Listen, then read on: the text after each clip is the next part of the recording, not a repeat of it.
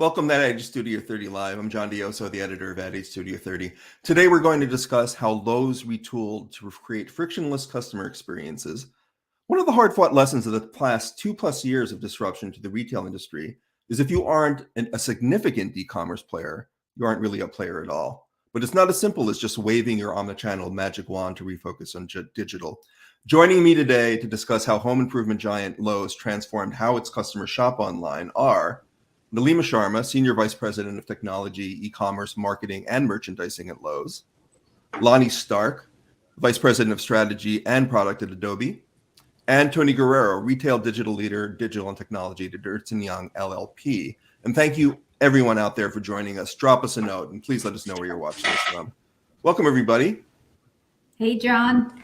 Hey, Nalima, hey, Lonnie, hey, Tony. Thanks for having us. Of course, nice to see you. Let's get into it. First, I want to start with Nalima. Nalima, this is a very fortuitous time for us to be speaking to the Lowe's SVP of Tech, E-commerce, Marketing, and Merchandise.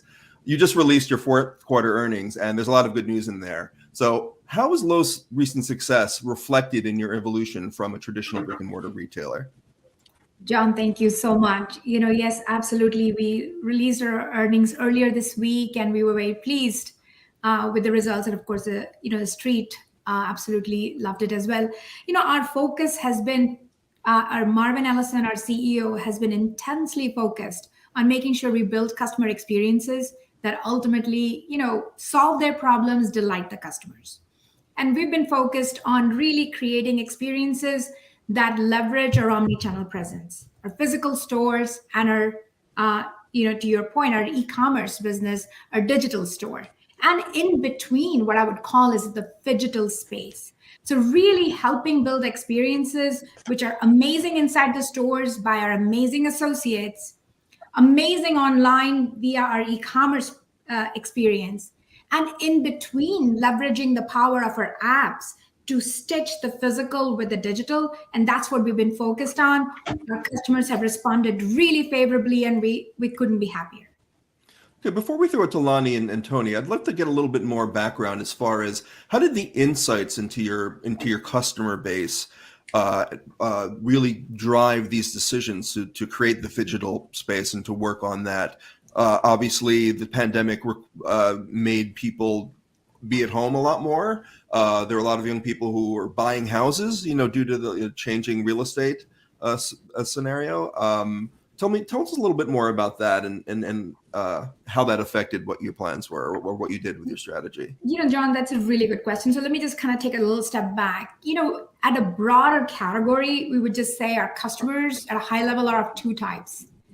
Either they are homeowners,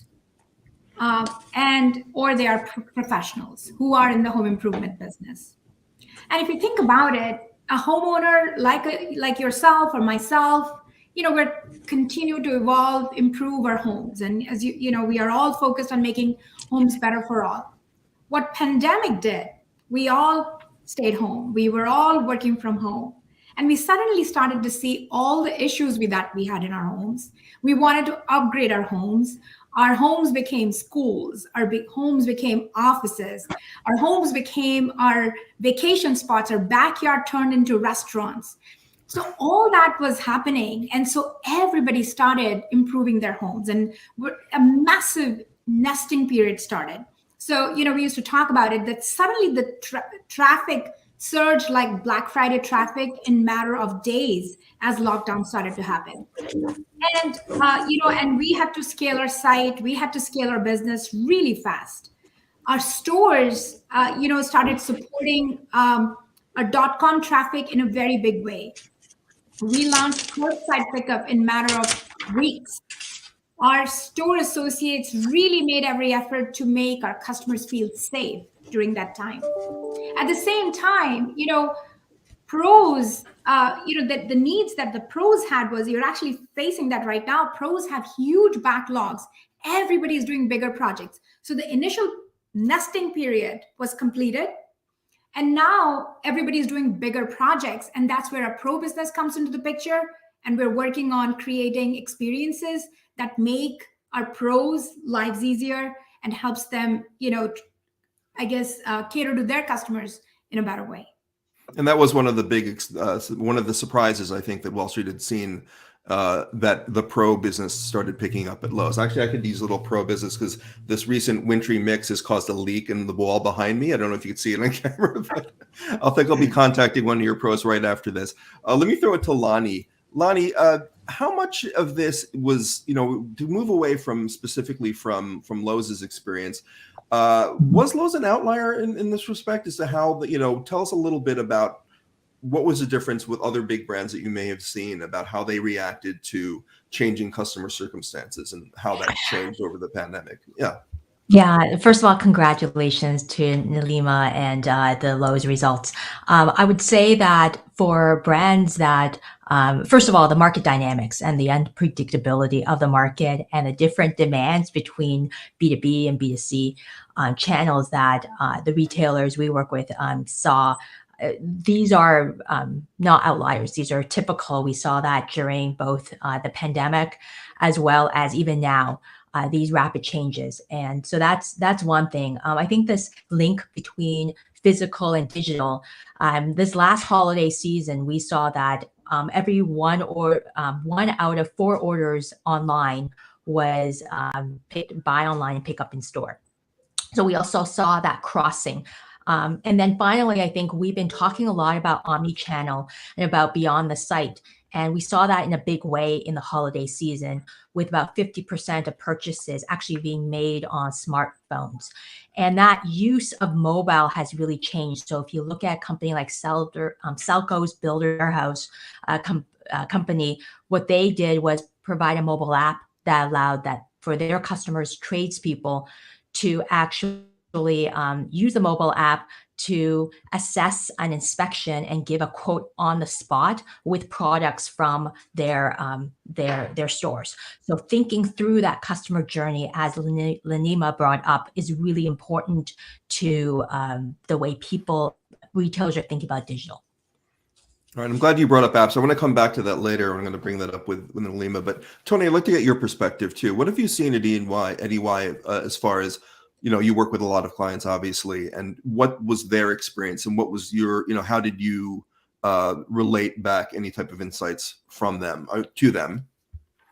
Sure. Thanks, John. And I'll echo your and Lonnie's congratulations to Nalima. Tremendous growth and your earnings report, and some really cool announcements too with some of the neat fulfillment options you're bringing on and some of the cool programs. So I would say that the clients we work with had similar challenges in that they were pressure. They had their organizations that support technology. They had their technology. They had their supply chain. They had their distribution and fulfillment channels pressure tested. Some more than others, and some in different ways. But what we've seen is this was an opportunity for them. I think once they were able to take on the initial rush and kind of heed the challenge to just take a step back and look at, how are we adapting? How agile are we as an organization from a technology perspective? And how much are we really putting customers at the center?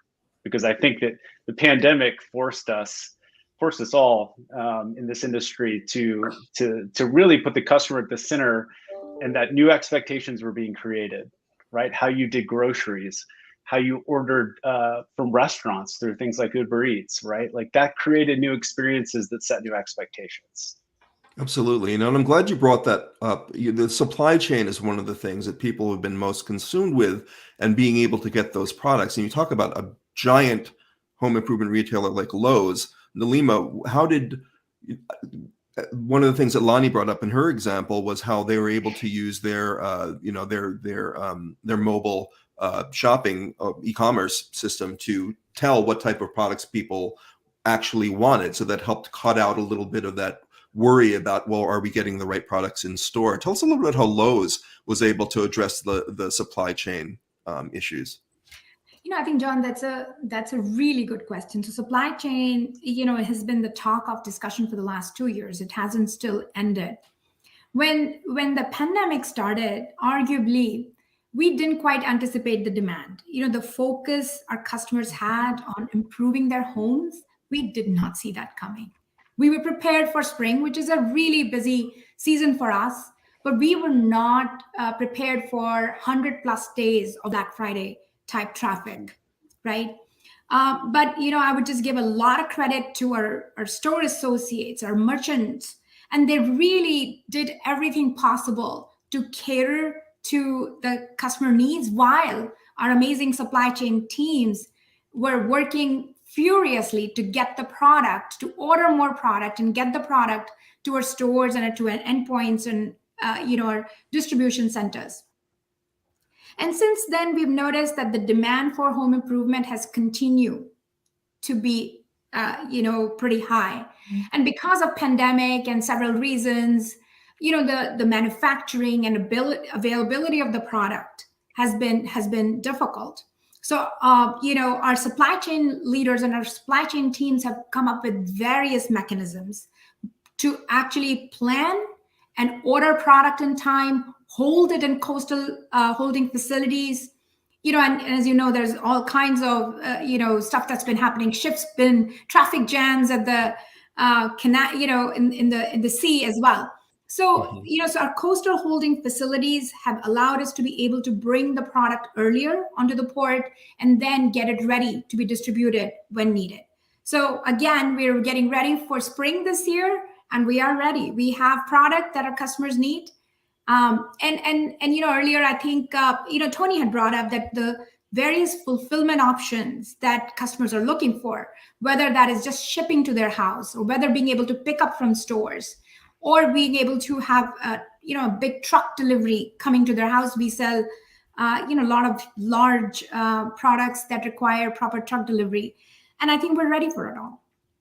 Absolutely. Well, actually, if you're just joining us, this is Ad Age Studio 30. I'm John Dioso, the editor of Studio 30, and Nalima Sharma from Lowe's, Lonnie Stark from Adobe, and Tony Guerrero from Ernst & Young are here to discuss how Lowe's retooled to create frictionless customer experiences.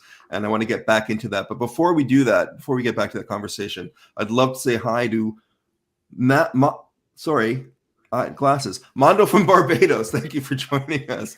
Charles from Ghana. Hey, there you are, Mondo. Thank you so much. And Bob from Belgium. There is that worldwide international audience that Ad Age always provides. So there you go.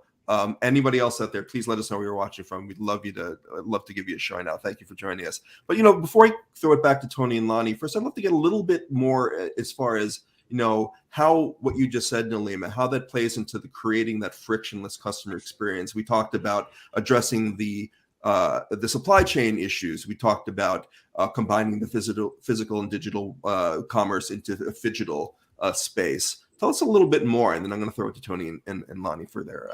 John, that's a really good point. So we are in the business of making homes better for all. So that starts with inspiration, goes till installation. So if you think about it, our customers' shopping life cycle is pretty long.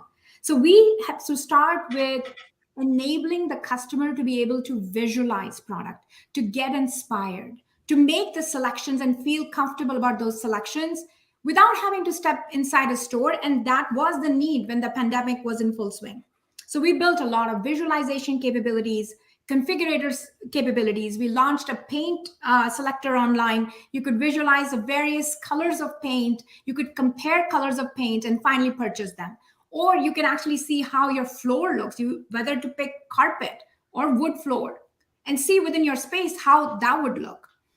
So the point is that inspiration, that visualization plays a big role. And then, of course, making sure the product is available on time. It's at the right price. It can be made available to the customer in the mechanism that they want it made available to them. 60% of our orders, online orders, are buy online, pick up in store.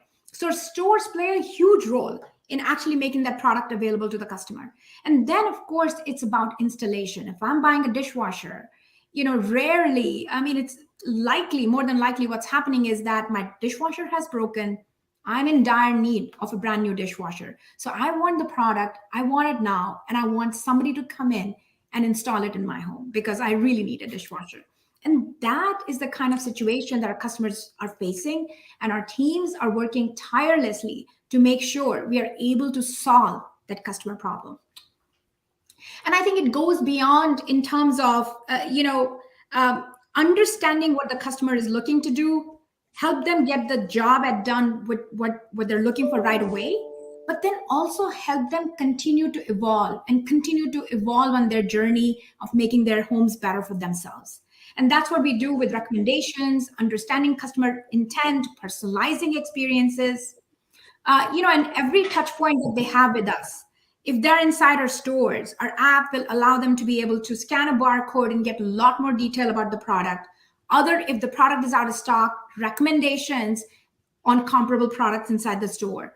Or maps, we just launched brand new maps on our apps, which are more accurate and allow the customer to be able to navigate our store, which is actually quite large, to be able to get to the right product.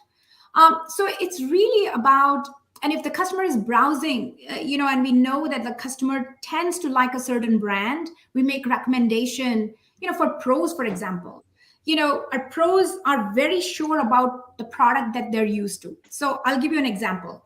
If a customer is looking for a leaf blower, if it's a DIY customer, and they're on our product detail page researching a leaf blower, we're going to show them other comparable blowers, smaller, larger, other brands, and so on and so forth, so that the customer can make the right choice for themselves. But if it's a pro customer, more than likely, they know exactly what they want. In that case, the recommendation changes to, hey, did you think about the extra battery? How about, the oil that's needed to go with it, and so on and so forth. So it's a very different, very contextual, very personalized experience throughout the shopping journey, from inspiration to installation.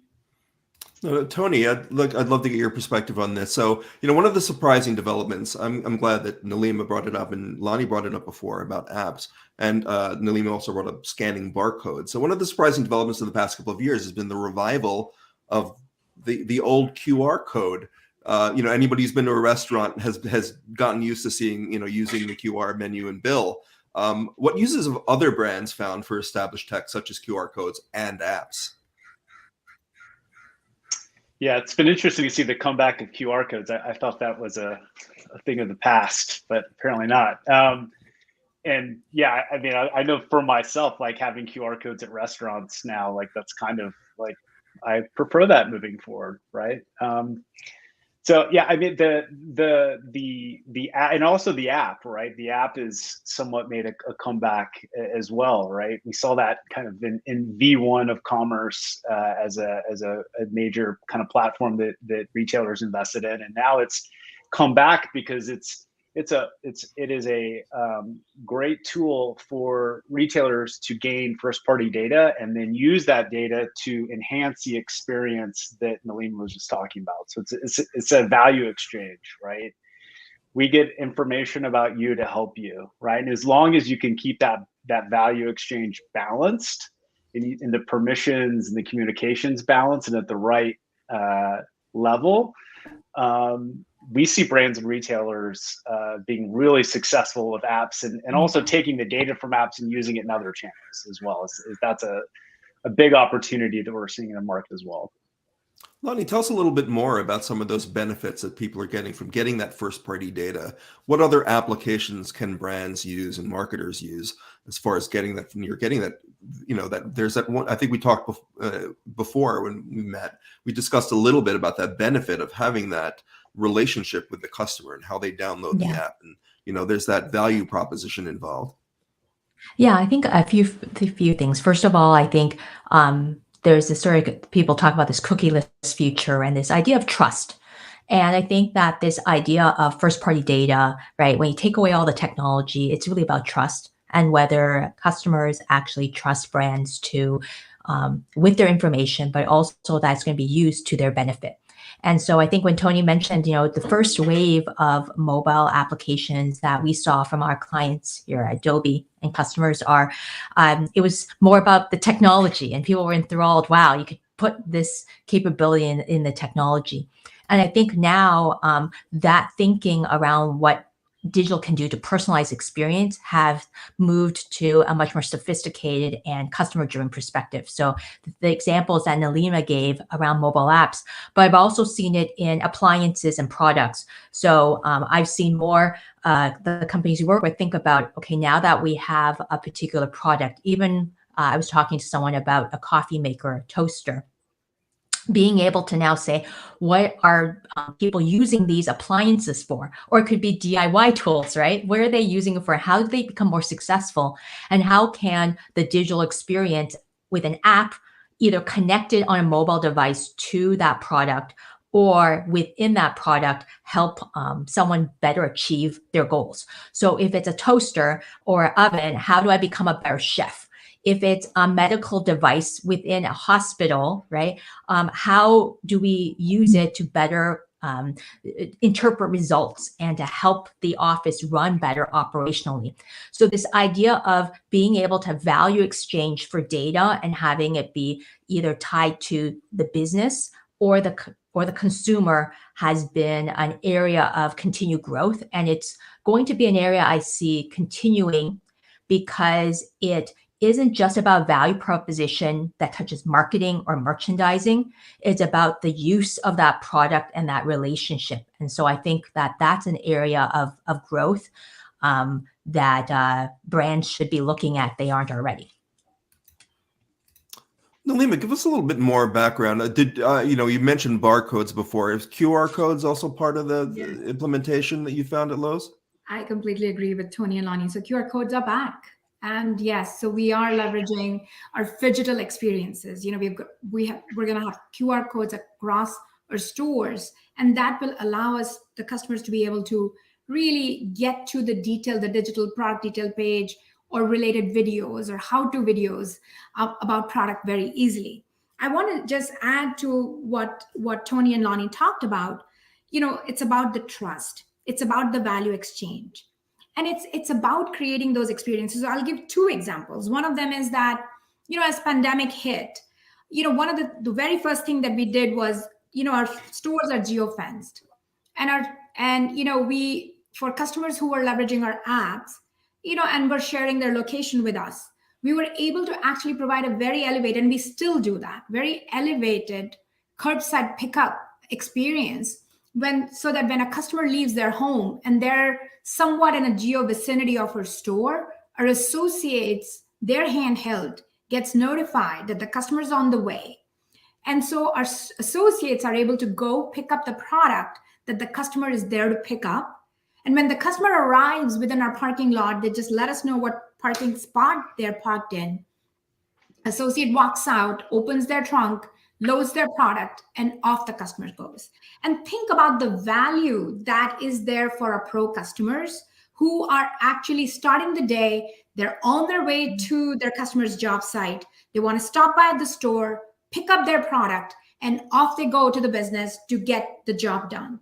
And for the first time ever, we've just launched a personalized pro experience on our app. So I think that's really helping us, and our customers are really loving that. The other piece along the phygital aspect that I'll just say this is that a customer's wallet.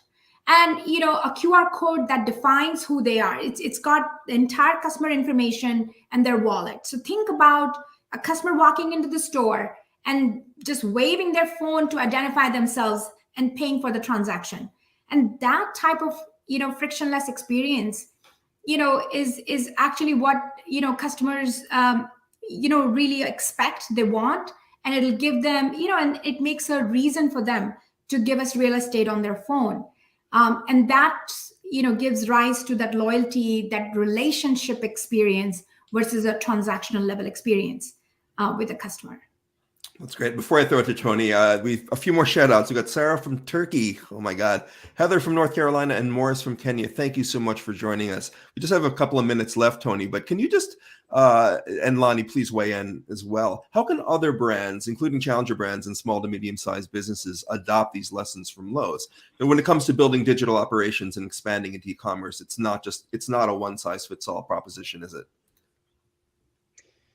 It's not, and I think the common trend that we see for companies of all sizes, John, is you have to look at it through the lens of technology, but also people and process. Having the right people on the team, having the organization structured in the right way to drive value to the business and to the customer, and then have the processes in place that allow you to be agile. Because at the end of the day, like, we're going to see something in a year or two that's going to shift the industry, whether it's the metaverse, like we're all planning for something, that's coming, right? And so that the more agile these organizations can be across those three pillars, the better they'll be. Lonnie? Yeah, we work with a lot of brands from growing startups all the way to multi-billion-dollar companies. I would say the three things that are kind of common I see as a pattern across the board is one is this idea of how do you become a resilient commerce business that's digital first. So all the things that we've heard of, all the changes, the agility to move between business models and different demands and supply chains, that's just going to continue. That's number one.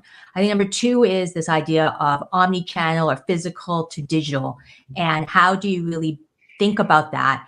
And to the point where even the mobile device becomes an assistant to your customer's physical world as well. So this augmented reality, but also just the mobile phone. And the third is this whole personalization. And I think that is, the store is growing, or if you think about it, so before I would say the idea of personalization was just once you get into the physical store or the web store, now personalization is about the entire customer journey. So how do you expand it to the entire customer experience? So I think those three, whether you're a challenger brand or you're a multi-billion-dollar company, thinking about those things are going to lead your company on a trajectory of growth in this digital economy.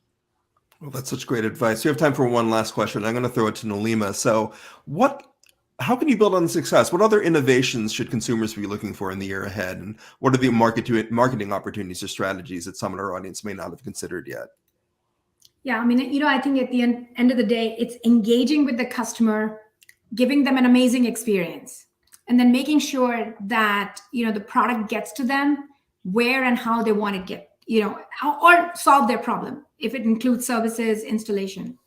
So I think it's, so we're launching loyalty programs. We have very intense personalization strategies, and it starts from, Tony mentioned this, it starts with having the right people, having the empathy for the customer, understanding how, and, just the intense desire to solve the customer problem.